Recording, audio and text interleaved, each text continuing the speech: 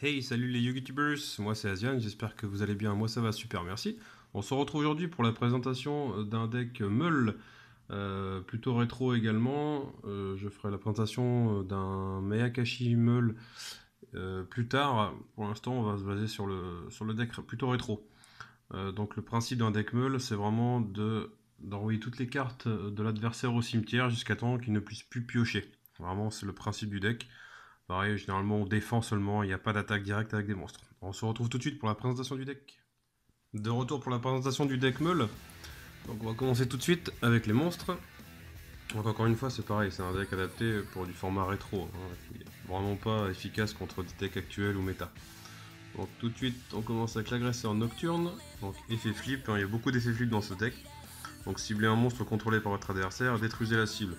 Après, c'est plutôt le deuxième effet qui nous intéresse. Lorsque cette carte est envoyée depuis la main au cimetière, on va chercher un monstre à effet flip dans le cimetière et on la remet dans la main. Donc ça va être un combo avec une destruction de cartes ou destruction de main, ce genre de choses, des magies qui sont également dans le deck. Je le joue comme un seul exemplaire parce qu'effectivement il est limité à un seul exemplaire dans la banlist. Ensuite, deux éclaireurs de héros, en x2 donc. Un effet flip, votre adversaire pioche 3 cartes, les révèle et défausse immédiatement au cimetière toutes les cartes magie trouvées. Une petite carte de défausse. Le visage nécro, donc je le joue en deux exemplaires, après c'est vraiment un combo avec le sarcophage doré.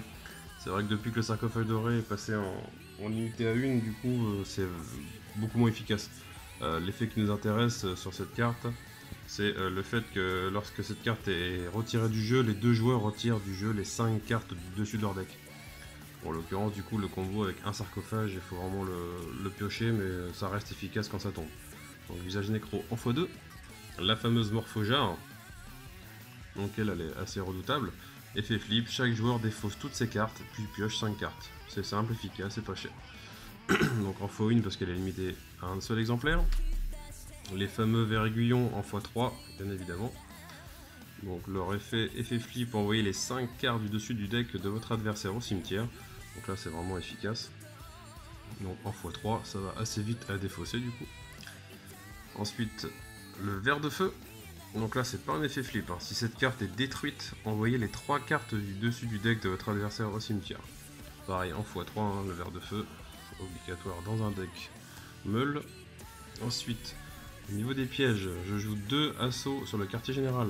Sélectionnez un monstre sur votre terrain pour activer cette carte, détruisez la carte sélectionnée et envoyez 2 cartes du dessus du deck de votre adversaire au cimetière. Tout simplement, on peut comboter justement avec le ver de feu, puisque le ver de feu, son effet s'active quand elle est détruite. Donc du coup, vous sélectionnez le ver pour activer le piège, vous détruisez le ver, c'est 3 cartes en moins, et les 2 cartes de l'assaut, ça fera 5 cartes en tout qui dégagent. Donc c'est vraiment sympa. Donc x2 l'assaut, la renaissance forcée. Donc là on paye 2000 points de vie, on cible un monstre dans le cimetière et on invoque spécialement la cible en défense face verso. Vu que je joue que des monstres à effet flip quasiment, c'est très utile. C'est assez cher payé, mais le but c'est vraiment de durer dans le temps sans prendre de dégâts ou le moins possible et vraiment d'activer au maximum les effets flip pour faire en sorte que les cartes du deck de l'adversaire aillent au cimetière. Donc celle-ci je la joue en x2. La fameuse carte cadeau, donc là en x3. Celle-là, elle est vraiment sympa aussi. Votre adversaire défausse toute sa main, puis pioche 5 cartes. Bon, voilà, on peut faire qu'une carte cadeau par tour. C'est pareil, hein, c'est toujours le même principe, hein, on défausse et on fait piocher. Donc là, en x3. Ensuite, le pot de vin. Donc là, ça gère d'un côté les magies pioches de l'adversaire et ça le fait piocher une carte par une carte, mais en x3 également dans ce deck. Voilà, c'est vraiment annuler l'activation et l'effet d'une carte magie et ça le fait piocher une carte. Ensuite en magie, le livre de Taillou. Donc lui vous retournez un monstre face verso sur le terrain en position d'attaque face recto. Donc là c'est vraiment intéressant pour activer un effet flip rapidement, vous posez votre monstre, vous chaînez avec le livre de Taillou, du coup vous activez aussitôt l'effet flip, ça le retourne directement. Donc là en deux exemplaires, le livre de l'éclipse, lui c'est un peu l'inverse son effet en fait.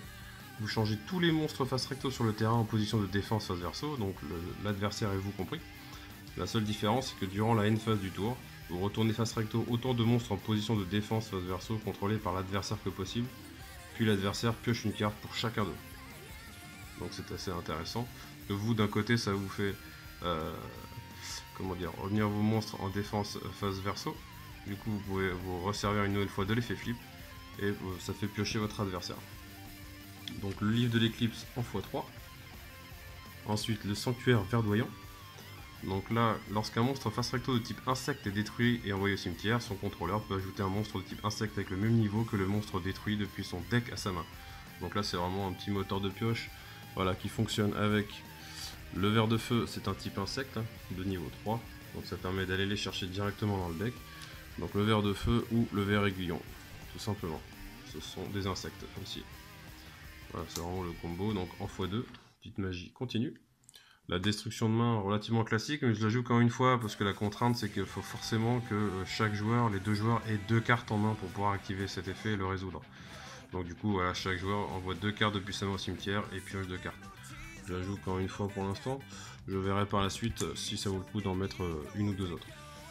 Le tomboïde, donc là chaque joueur sélectionne une carte monstre dans son cimetière et l'invoque spécialement en défense face verso, toujours le même principe d'aller chercher un monstre à effet flip dans mon cimetière pour activer l'effet. Donc ça reste radical. 2 petites épées de révélation pour se protéger, forcément, et éventuellement protéger ses monstres pour activer soi-même l'effet flip. Ensuite, les serviteurs de protecteur du tombeau. Donc votre adversaire doit envoyer au cimetière une carte du dessus du deck pour déclarer une attaque. Donc voilà, ça c'est assez contraignant aussi pour l'adversaire. À chaque fois qu'il va attaquer, il faut qu'il dégage une carte de son deck au cimetière.